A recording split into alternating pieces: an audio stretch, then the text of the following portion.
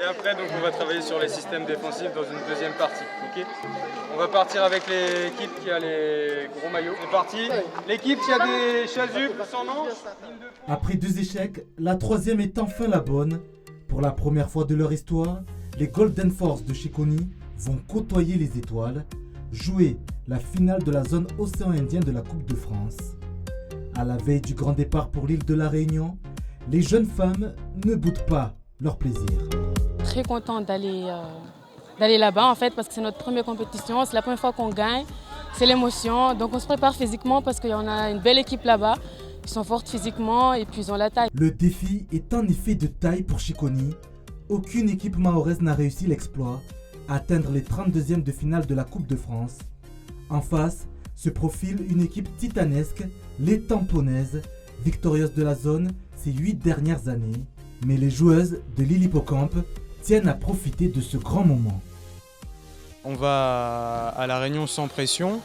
On sait qu'on joue contre une très belle équipe du Tampon, avec des joueuses, comme vous le dites, talentueuses, avec beaucoup d'expérience sur ce genre de finale. Donc on va essayer de créer une surprise.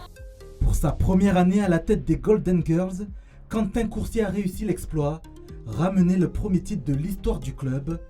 Motivé et invaincu depuis le mois de septembre 2019, Chiconi compte donc s'appuyer sur ses forces vives et ainsi terminer l'année en beauté.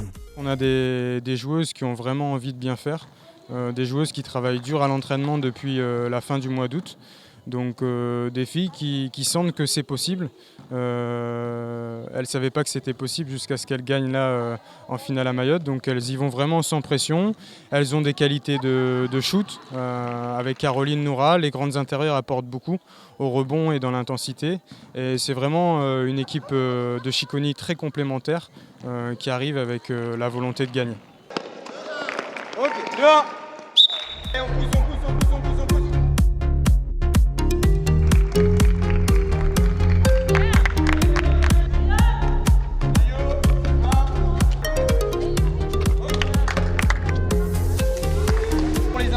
Maintenant, quand vous allez avoir la balle en bas, au poste bas ou au poste haut,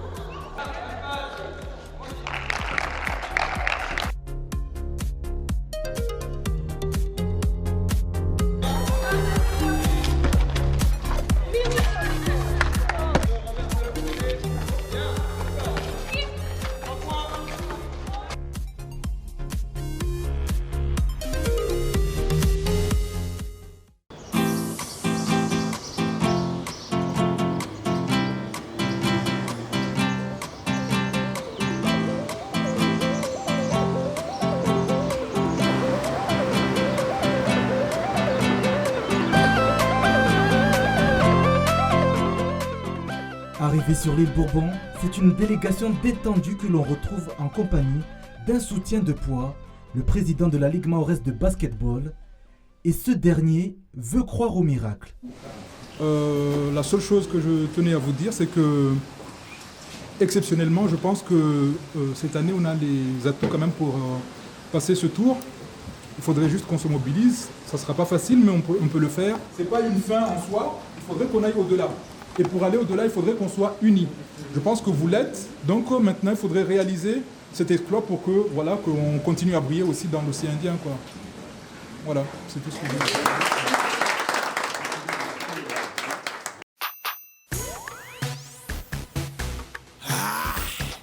Massir Shangan Drive. Quand on rentre dans le terrain, je veux entendre tout le monde crier Golden, Golden, Golden Force. Quand on rentre dans le terrain, je veux entendre tout le monde crier Golden, Golden, Golden Force. Yani finale, si ça te hangue, c'est Bokalaf, yani tunga hangabu, yani finale. Shingaki Shonga Panye, Shingaki ni 2 points, Shingaki ni 3 points. Azobahera Banzayo Golden, a Golden, Azobahera Banzayo Golden, a Golden, a Golden Force, a Golden girl, a Golden Force, a Golden girl, a Golden Force, a Golden girl, Azobahera Banzayo. Vas-y shoot, shoot, shoot en latin Shonga Panye you. Vas-y shoot, shoot, shoot en latin Shonga Panye you. Shingaki ni 2 points, Shingaki ni 3 pour l'exploit, ce sont des Golden Girls sans pression qui se rendent sur leur terrain de jeu favori. Des championnes bien déterminées à réaliser une grande performance. Venu en nombre, le public espère assister à un beau spectacle. Ça veut dire qu'on a travaillé le match unique. Vous avez gagné la finale, vous êtes capable de jouer une finale, on est tous capables de le faire, on est tous capables de rivaliser. On se voyait d'abord ses drives, okay. Donc dissuader, pas trop près parce qu'elle va vite et obligez-la à shooter. 14, intérieur, ok. C'est l'intérieur la 14. Patiente, on va trouver les balles faciles, ok. C'est pas un exploit là, c'est juste une surprise.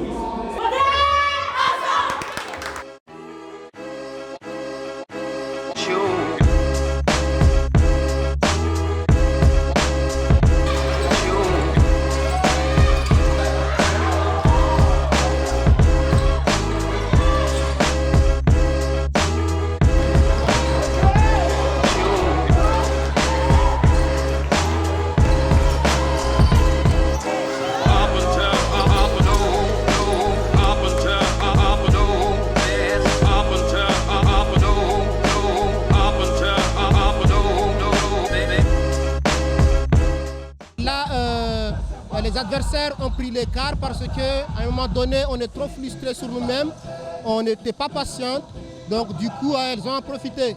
Donc là, on va revenir comme on a commencé en premier quart-temps pour être plus patient et puis essayer de trouver des solutions pour pénétrer et pouvoir marquer les paniers.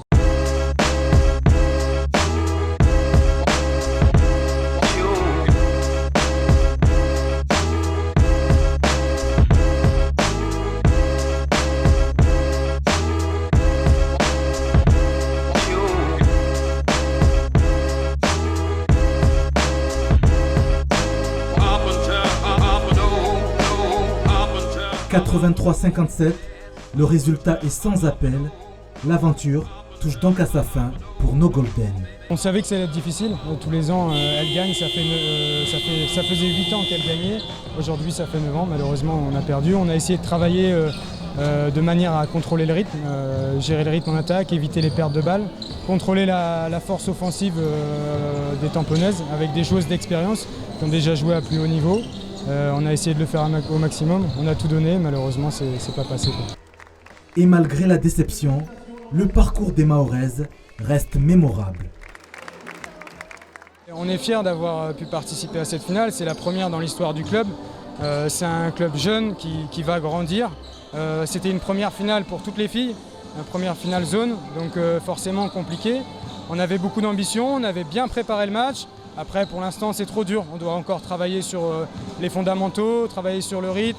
En tout cas, on a bien progressé grâce aussi à l'équipe de Tampon qui a offert une vraie confrontation, quoi. Donc merci à eux. Pour la 9e année consécutive, les Tamponnaises gardent la couronne de la zone océan Indien.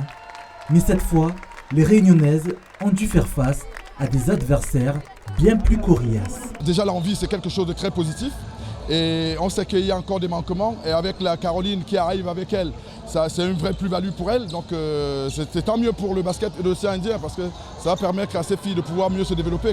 Même constat pour le patron de la discipline locale, le basketball féminin est à présent sur la bonne voie. Le basket chez nous commence à prendre de la valeur, commence à se développer réellement. Il y a des critères visibles du développement.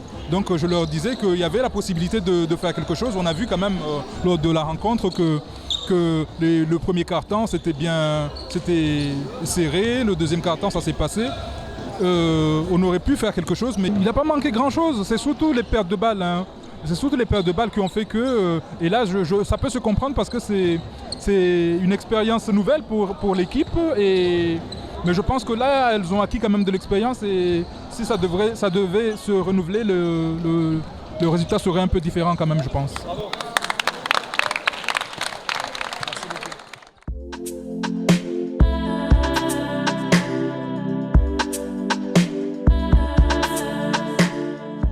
Pour les héroïnes, il est l'heure de rejoindre l'île au lagon, l'occasion pour les Chamanais de faire le bilan. Pour nous, c'était une première expérience à l'extérieur de Mayotte, je peux dire. Et par rapport à l'écart, je ne suis pas déçue. Et c'est la première équipe de Mayotte féminine qui a su faire une petite écart, on va dire. Donc, sans vous mentir, je suis fière de Mayotte, je peux dire ça. Et je suis fière de mes coéquipières. Des femmes en or qui d'ores et déjà affichent leur ambition pour la prochaine saison. Notre projet cette année, c'est de gagner la Coupe de Mayotte et le championnat. Et pourquoi pas gagner contre la Réunion si elles viennent à Mayotte. Le message est clair, il faudra désormais compter sur les Golden Force pour jouer les premiers rôles du basketball local et régional.